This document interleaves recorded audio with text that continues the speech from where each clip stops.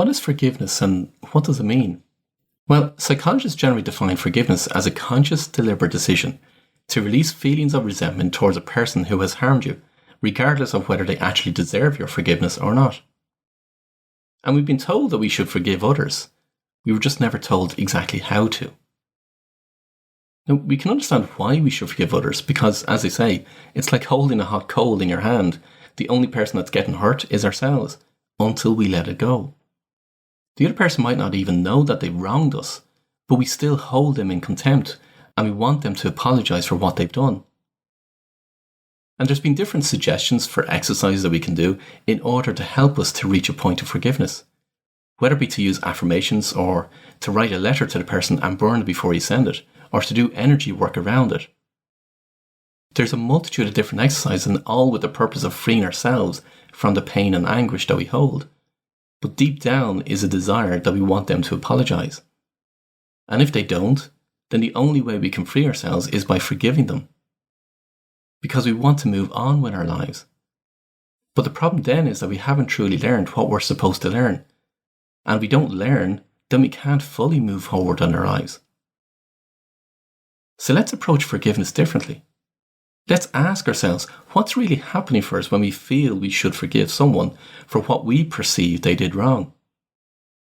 Now, I know what I'm going to go through on this episode is going to cause a lot of controversy for some people, but please bear with me. My whole aim is to help you not to cause distress. When you're able to put the distress aside for one moment and do the work I'm suggesting, then you'll be able to get the massive benefits that come about, and to be able to finally let go of any resentment that you might be holding. Sometimes it can be hard to accept a different view when we've held on to that one view for so long, but my intention is one of support and encouragement. So for now, let's step back and ask ourselves truthfully, what is really happening when we seek to forgive someone? Well, we perceive they've wronged us in some way, and they haven't apologised for it. So by us seeking their apology, we are in fact saying that we are better than them, that they are less than us. Have you ever watched the movie Schindler's List? Well, if you have, you might recall the part in the movie where Oskar Schindler explains to the commandant what power is. And if you haven't seen the movie, I'll put a link to the particular movie clip in the episode notes of this particular episode. So what happens in the movie is that the commandant understands power to be control. But Oskar Schindler explains that power is when you have every justification to kill someone, but we don't. Where the person seeks pardon knowing that they're going to die, but we pardon them instead. That's when we have power.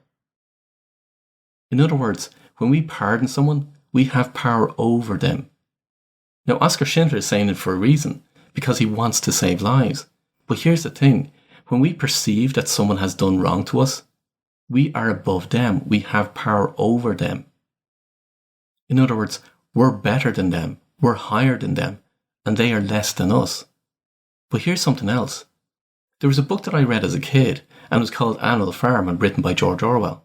And in that book, there's one sentence that I've seen bear out throughout my whole personal and professional life. And that sentence is, power corrupts and absolute power corrupts absolutely.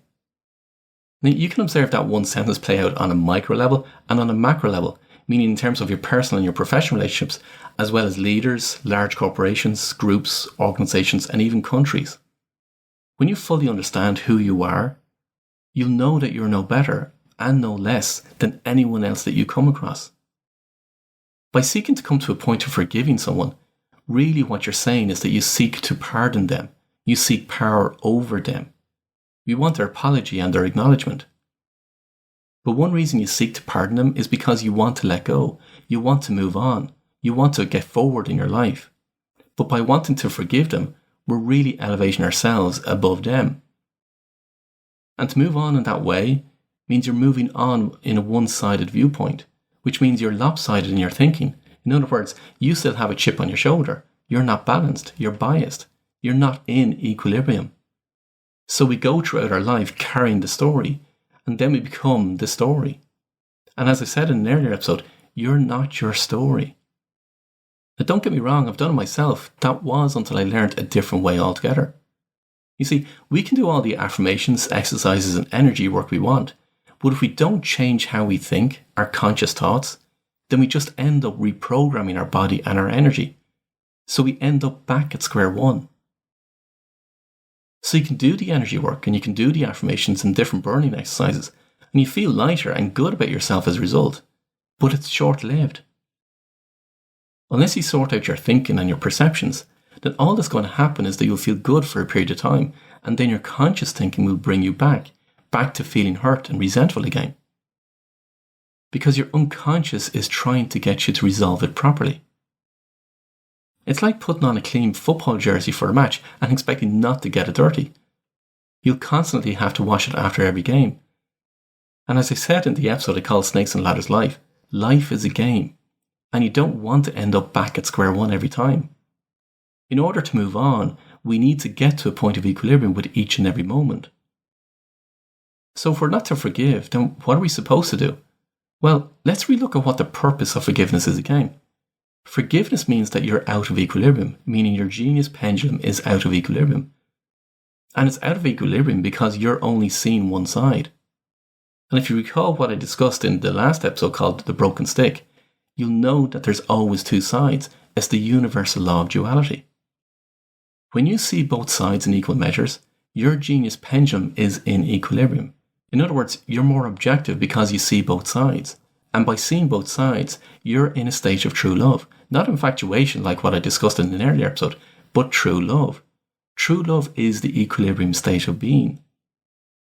And when we were told to forgive and to turn the other cheek, it wasn't meant in the terms to ignore the situation and accept more of it. It was to see both sides. It was to see who you truly are and who that other person truly is, and to be in a stage of love. By bringing the other side into your conscious thinking, you're bringing balance, you're bringing equilibrium, you're being objective, you're getting to the point of love. It's not at all about forgiveness where you have power over someone and you're there to pardon them. It's not about having an elevated position. It's about being able to get to a state of love. Love for the past traumas, events, moments, experiences. And don't get me wrong, is it hard work? Yes, it is. Is it possible to get to a state of love for past traumas and experiences? And for those that we perceive have hurt us? Absolutely it is. And here's the thing, it doesn't take long at all, and it's permanent. It's hard work, but it's worth it. Because then you can fully move on, and more importantly, you're moving on in equilibrium. And if you don't, well then you're still holding on to the baggage. You're still holding yourself back. You're still having to learn the lessons. You're still being out of equilibrium. And when you're out of equilibrium, then you're not in alignment with what your true authentic self is. And worst of all, illness can develop. When you've brought both sides into equilibrium, then you've changed your conscious thinking. In that way, you're not reprogramming your body over and over again, and therefore your energy changes. You won't have to keep washing that football jersey, so to speak. You'll notice yourself, you can always tell someone that is carrying around anger, hate and resentment, as opposed to someone who's carrying around love. They're two very different people. It's not about forgiveness. It's about seeing the other side. When you see the other side, you get love. And believe me, love is a lot more powerful than forgiveness. Now, would you like to find out more about forgiveness and how this equilibrium state is achieved? Then come on over to our private Facebook group, where I share more information to help you on your journey. Just go to Facebook and search for the executive code, or you can go to my website, paulwilliamdavis.com, and reach out to me there. And there's also a link to the Facebook group in these episode notes, as well as the link to the movie clip. So I look forward to seeing you in our Facebook group, but until next time, I wish you every success.